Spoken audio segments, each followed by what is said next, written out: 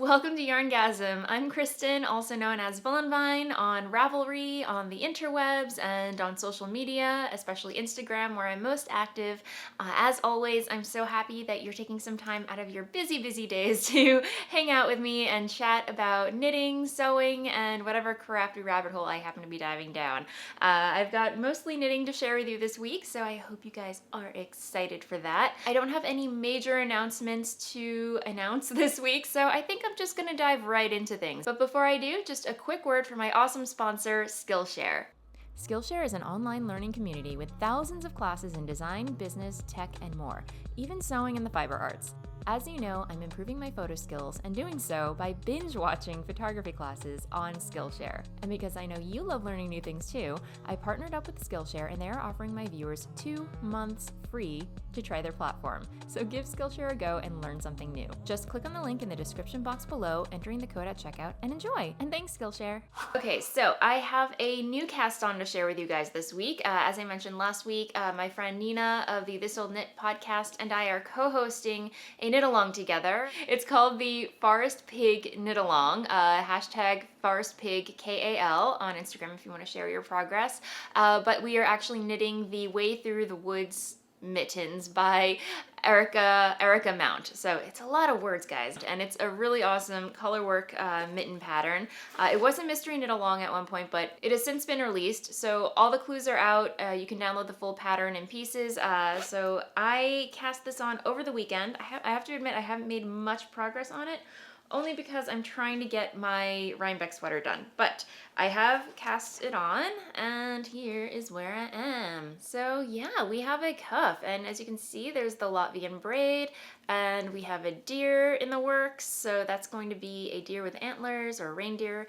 Then we have some trees, and then on the opposite side, some more pine trees. And so far it's total potato chip knitting, and by potato chip knitting I mean just one more row, like one more potato chip, one more potato chip. I am actually using US 1.5 needles, 2.5 millimeter needles. That's about half a size up than what the pattern calls for. And I went with that needle size because I just know that because the cast on is 64 stitches for the size that I'm knitting, and that equates to the amount of stitches that I generally cast on for a pair of socks. And normally that's the stitch count that I cast on for most of the mitten patterns that I cast on. So yeah, I just went with my standard go-to sock knitting needle size. So if you want to use that as a gauge for what needles you should cast these on with, use that as a starting point maybe. But so far these look like they are going to fit me very well. So yeah, I'm really enjoying the way these are knitting up so far. And as I mentioned, I'm co-hosting this with Nina from the This Old Knit podcast. So double dipping is highly encouraged. Post your progress in my Ravelry group, the Yarngasm Ravelry group, and in Nina's Ravelry group, the This Old Knit podcast group, to enter to win giveaway prizes. Because at the end of the knit along, which ends November. It ends November 22nd. It kicked off this weekend, September 22nd. So we think that's plenty of time to knit a pair of colorwork mittens. So anyway, if you are interested in knitting this pattern, I highly recommend it. It's a lot of fun so far. And yeah, and so far I've been seeing a lot of people posting in the thread their color choices, and I can't wait to see them all knit up. And as I mentioned last week, Erica Mount, the designer of the pattern, has generously gifted or offered up some promo codes to both Nina and I to give away on the podcast. So I have a few of those. So I think I'm going to, not this week, but the following week, I'm going to announce a giveaway winner for one of the promo codes. And the code is good for any one of Erica Mount's patterns in her Ravelry shop. So thank you so much, Erica. That was really awesome of you. And yeah, so, some incentive to join our knit along. So I think the way that's going to go down is that next week I will draw a random winner from the knit along group and announce the winner on the podcast. And the only guideline that I will say is that you are an active member in the group. You'll be qualified to win one of the promo codes should your name be drawn using random.org. So yeah, anyway, that is where I am with my forest pig mittens. And Again, if you want to find out why we are calling it the Forest Pig Mitts, you'll have to go to the thread and find out because I talk about it every week. And it's living in this really cute project bag that Nina made for me last year, and it's just all these little Halloween characters, and I love it. It's so fun. And on the inside, it has all these cute little Halloween characters. So I'm really happy that this bag is back in rotation because Halloween cometh. Oh, you guys, Halloween. I get to make my Halloween costume soon.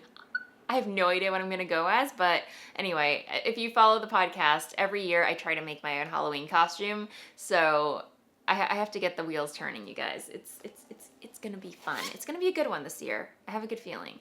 Okay, so that is my Forest Pig Mittens, or the Way Through the Woods Mittens, as it is technically called. I almost forgot to talk about this. The yarn that I'm using for the Way Through the Woods Mittens is Jamieson's Shetland Spindrift, and it's 100% Shetland wool fingering, and it's in the granite colorway. So color 122 granite, and then this one's just black. So I don't know the number for this one, but it's just black.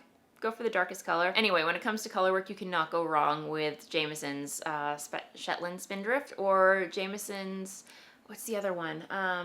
Jamieson and Smith. So there's like another brand that I often get it confused with. There's Jamieson Spindrift, and then there's Jamieson and Smith, which is also 100% Shetland wool. But these are two different companies with very similar names. However, they can be used interchangeably. So they can be used together, and you probably won't even know the difference. But yeah, these are really great for color work yarn if you are just dipping your toes or want to know what yarn you should start out with. And the price point is pretty on point too. They're really dirt cheap. So anyway, so next up is my Belmont cardigan, and I'm making slow but steady progress as usual on this. I can't tell you how many times I've had to rip back and re-knit parts of this cardigan, you guys. It's a labor of love, I'm not gonna lie. But yes, I finished. I showed this off last week. Did I finish this? No. It wasn't completely done, but I was on the ribbing, and I finished sleeve 1 of the Belmont cardigan. So yeah, it's done, and I have a 4-inch ribbed cuff, and yeah, I'm really pleased with it. And as you know, I had to rip back this sleeve all the way back because the shaping just was too tight on my arm, and again, so glad that I ripped back and re-knit it without the shaping because it's so much more comfortable. And so yeah, that was a really good judgment call on my part. Way to go, KRISTIN. So then I cast on sleeve 2. However, as I was doing the short row shaping, I was looking at the stitches that I had picked up along the edge, and I wasn't really happy with the way I did that. So it was looking a little wonky, and I was like, it'll be okay. And I kept knitting and knitting. As I was knitting away, I'm like, oh, I'll get over it. It's fine. It's just a couple of stitches that weren't picked up correctly. And I can't tell you how much it was eating away at my core, you guys. So about like halfway done with the short row shaping, I just pulled out all my needles, ripped it all out, and then picked up all the stitches. And again, I'm so glad that I did because it looks so much better. The way that Gudrun designed this pattern, it has such a polished, like it was just a sewn garment, like the sleeves had been set in or something. I don't know. I just really love the shaping and the detail of this cardigan. It's just, yeah, this is gonna be my favorite cardigan ever, you guys.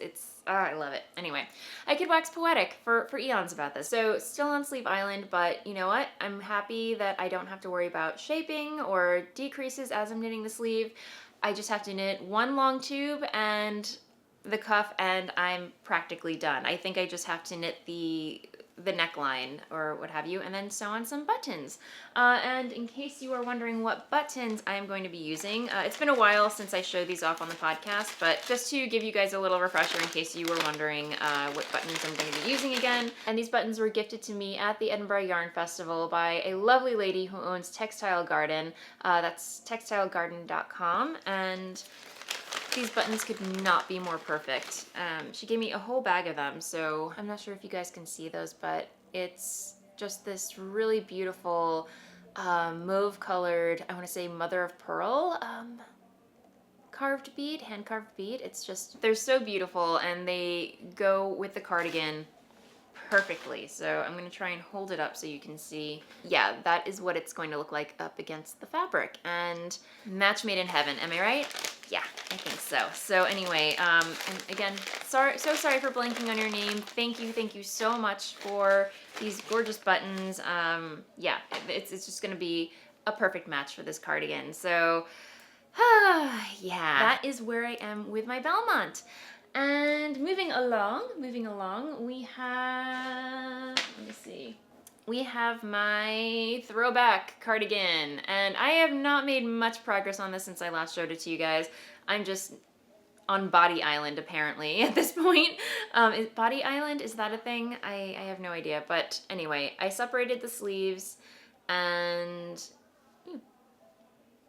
hello. So since I separated the sleeves, I'm now down to this part, and I have a ways to go, so I'm just knitting back and forth, and this is making for some really great TV knitting, and yeah, it's just really fun, relaxing knitting to work on while I watch TV, hanging out with Dennis at the end of the day. So yeah, and in case you're wondering, the yarn is Knit Picks Wool of the Andes non-superwash, and the main color is Cobblestone Heather in this dark heathered gray, and then the white up here is called Cloud.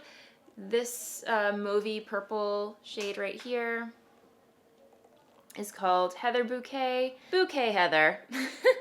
And then this one's just coal black. So yeah, and again, this is going to be, I think, a really big staple in my wardrobe because it's going to be so like oversized and cozy, something I can just probably chuck on in the morning.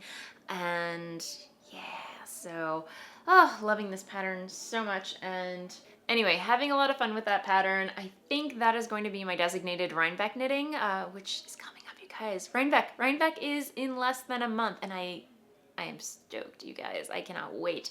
And as I mentioned, Lara of Jinx, formerly of Jinx Yarn, unfortunately she's not dyeing yarn anymore, but she is the podcaster behind the Dyer's Notebook. She's coming to stay with me, and we are going to go up to Rhinebeck together for Friday for Indie Untangled, and then we're going to go to the fairgrounds, to the Dutchess County Fairgrounds for Rhinebeck.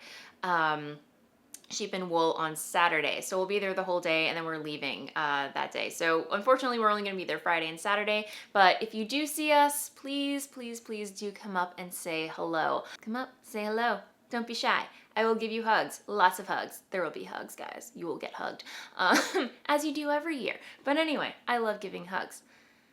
Wow. Okay, that is it for the knitting content of the podcast. I unfortunately don't have any more sewing to share with you this week other than I am wearing a handmade garment, and I talked about this at length on the podcast in previous episodes because it has been getting a lot of wear, but this is the KLEIN dress, a pattern by the Callie Faye collection on Etsy, and of course I will link to where you can get the pattern in the description box below, along with everything else that I chat about in the episode. As I mentioned, it's been getting a lot of wear since I've sewn it. It's perfect for summer. It's so light and airy. I'll stand up so you can see. But yeah, simple, gathered, loose-fitting dress, and I can see myself taking this all the way into winter because I'm currently wearing it over a pair of black leggings and boots with like a nice cardigan, and it's just, yeah, I love this dress so much, and I again could see myself making another. And the fabric is Liberty, and yeah, Liberty fabric because I like to spoil myself sometimes. Go figure. Anyway, yes, I am going to move along to shop update because, again, a really short episode, guys. It's been a crazy week, and I'll talk a little bit more about that in the Blather segment where I chat about what's been happening in my life, should you care to stick around. But yeah, that said, I'm going to move along to shop update because I am having a shop update this Saturday, September, what date is it?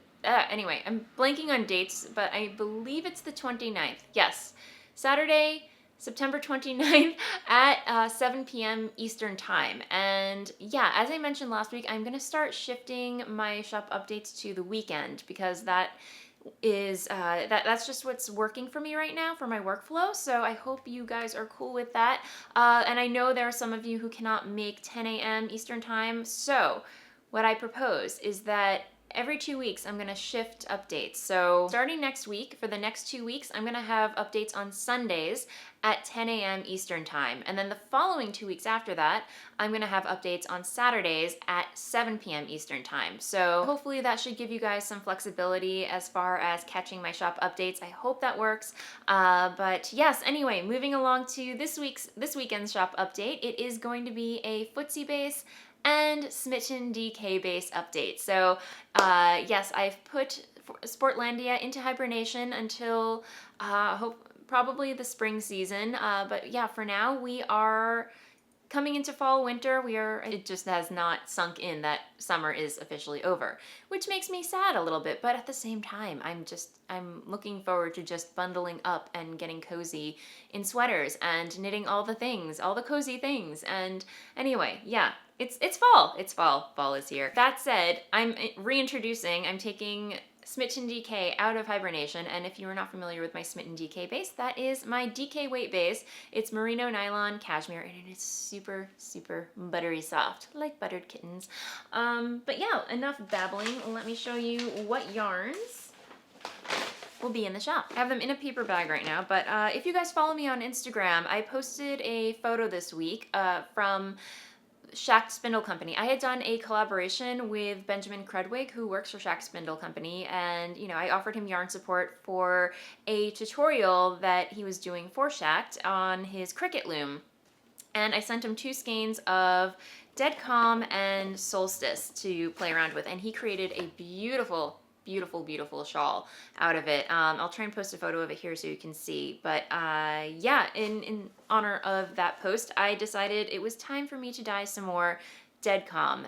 So I dyed up some Dead Calm on Smitten DK and Footsie, and he actually used Smitten DK for the shawl, so it could not have been more appropriate or timely that he shared that photo on Instagram. So Benjamin, if you're watching this, you're awesome. Thank you so much for asking me to collaborate with you again. It was just, you create such beautiful things with my yarn, and it's awesome. So anyway, in honor of that, I dyed up some more Dead Calm, and here it is on Smitten DK, and here it is at the bottom on Footsie. So there will be that. Of course, I dyed up some more to go along with it so you can see the combination together. So here's what the 2 colors look like together, which I think is a really pretty combination. So yeah, but here's Solstice. Again, this is it on Footsie, and then bottom is Smitten DK. I don't know if you guys follow Christy Glass, her YouTube channel, but she just published a video of her socks, and she used Mooncusser. So, after I watched that video, I'm like, all right, I gotta dye some more Mooncusser for the shop. So anyway, yeah, there will be some Mooncusser in stock. And then this was kind of a selfish dye because I want to knit the Guthrie pullover by Caitlin Hunter. So I had purchased some Spin Cycle yarns a couple weeks back, and I wanted to dye yarn to go along with it. So I thought Weep would be a perfect match for it. So I dyed some Weep. It's just a simple, dark, semi-solid, like slate gray, I want to say. But yeah. There'll be that, but just to show you the combination of Spin Cycle. So yeah, it's Spin Cycle yarns dyed in the wool, which is their sport weight, but Guthrie was actually knit with dyed in the wool and some DK weight yarn. So I'm wondering, now that I'm seeing the colors together, I'm wondering if the contrast I'm wondering if it's not enough contrast. I don't know.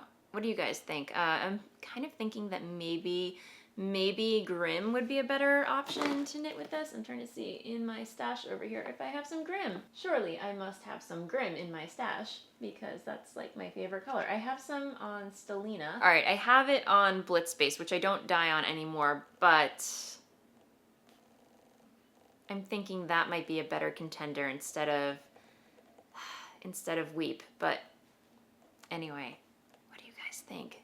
What do you guys think? Let me see.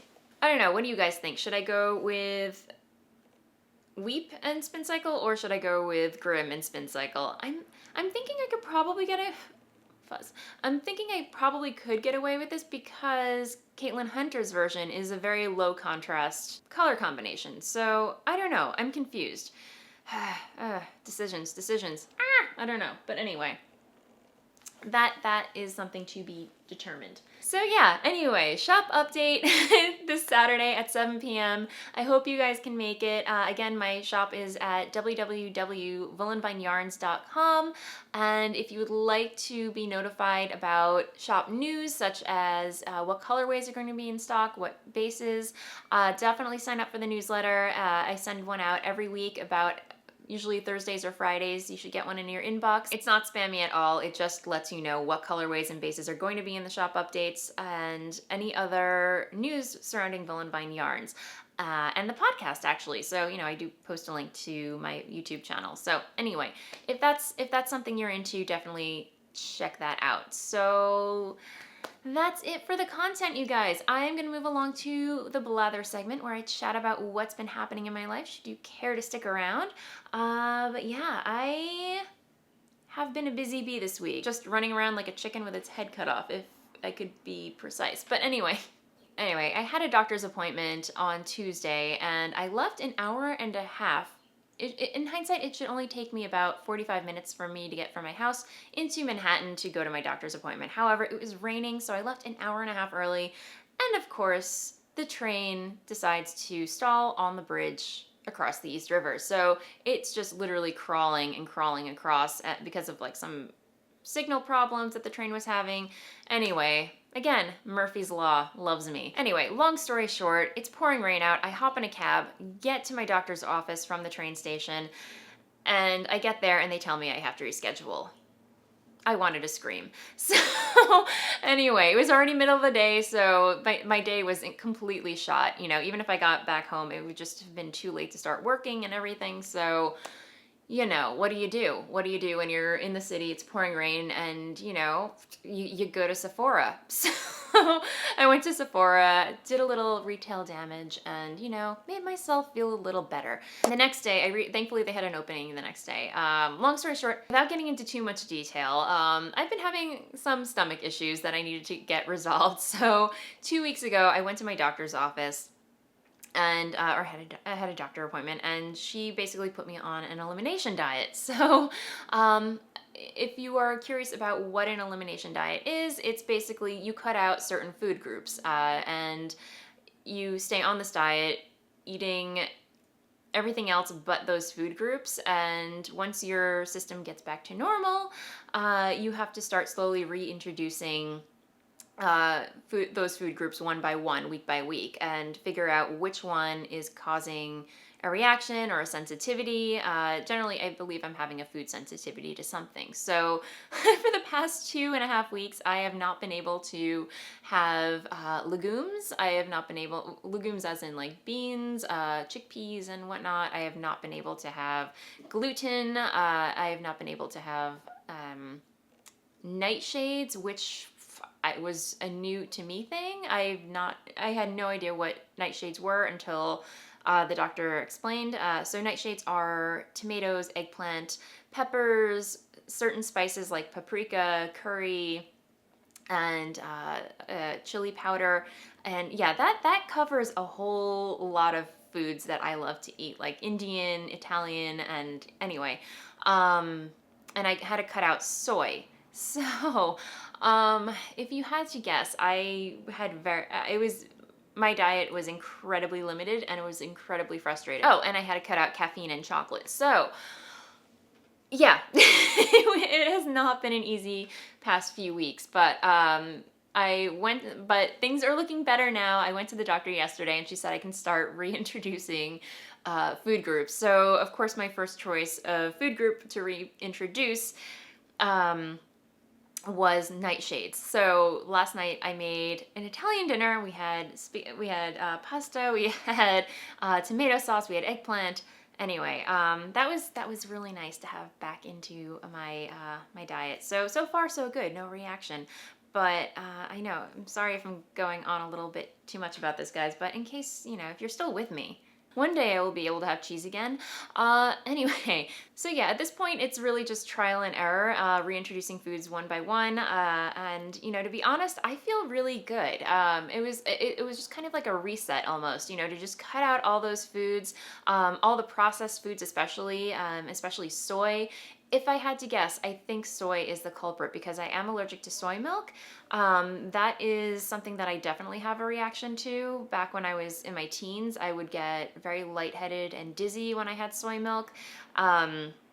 So I cut that out of my diet completely. However, I know a lot of other things have soy as kind of like a filler type thing, and I might be having a reaction to that. So I'm leaving that to the very end, leaving soy out of the equation until I figure out that everything else is okay to eat. But anyway, if you're still here listening to me, thank you. You are troopers. But anyway, yeah, that is what I've been dealing with like these past couple of weeks. And I just didn't want to talk about it because I wasn't sure what was going on with me. But anyway, everything is looking good. But yeah, so I could really use a cup of coffee at this point because I've cut out caffeine completely. And let me tell you, the caffeine headaches were not fun, my friends. So yeah, I don't know. I might treat myself to a cup of coffee today because I don't know if you can tell, I'm just a little bit more mellowed out. I definitely feel more mellow and less anxious because I tend to be a very anxious person in general. But anyway, if that wasn't a blather segment, I don't know what is because I feel like I've just blathered on for quite some time at this point. So I'm trying to think what else aside from diet woes has been up. And yeah, last weekend Dennis and I went out to the Jersey Shore. We met up with Dennis's brother, met up with his kids and his wife and everything. It was just really fun. The weather was beautiful. We went to, you know, we just walked up and down the boardwalk. The kids went on rides, and you know, I got to watch everyone eat ice cream while I just kind of nursed my tea. Yeah, again, the struggle was real, but I made it work. Yeah, so this weekend, I think we are just going to lay low. I am going to plug away at my Rhinebeck sweater and, you know, try to get some other knitting done. And, you know, maybe do some photography. Oh, speaking of photography, yeah, the yarn crawl is coming up this weekend. It's not the Brooklyn yarn crawl, it's the New York yarn crawl. So Emily is actually working at String Thing Studio this weekend, so I might head on over and hang out and, you know, I don't know, maybe take some photos of said yarn crawl-age. I don't know, we'll see. Any excuse to get out and take photos. I'm game. So anyway, yeah, I'm excited for that. I'm gonna try to be good. I'm not gonna buy any yarn because Rhinebeck. Anyway, it'll be a good excuse for me to get out, hang out with friends, knit, and yeah, get out of the house because I like hanging out inside, apparently. So anyway, I think I'm gonna make a cup of coffee because I could really use it, and I feel like I've been talking for a while now. So anyway, thanks so much for hanging out with me today. I hope you guys enjoyed the podcast. If you did, please like and subscribe below, and have an amazing knitty weekend. I'll see you next time. Bye!